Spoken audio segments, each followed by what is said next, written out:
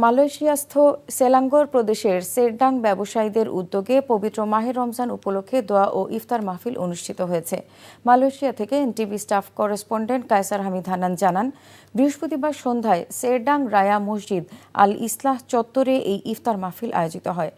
মালয়েশিয়ার বিশিষ্ট ব্যবসায়ী KM রাফায়েল খান রাসেলের সভাপতিত্বে বিশিষ্ট ব্যবসায়ী রাজু সিদ্দিকের অনুষ্ঠান পরিচালনায় ইফতার মাহফিলে প্রধান বক্তা হিসেবে উপস্থিত ছিলেন কুমিল্লা নাগাইজ দরবার শরীফের পীর সাহেব আন্তর্জাতিক মুসাসিরে কুরআন হজরত মাওলানা মুস্তাক ফাইজি।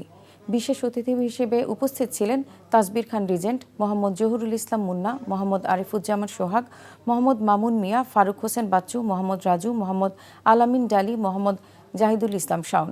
ইফতারের পূর্ব মুহূর্তে সমগ্র মুসলিম ও প্রবাসীদের কল্যাণে মোনাজাত পরিচালনা করা হয় এবং মসজিদ চত্বরে মালয়েশিয়ার স্থানীয় নাগরিক সহ প্রায় ১৫00-এরও বেশি মুসল্লি একসাথে ইফতার করেন।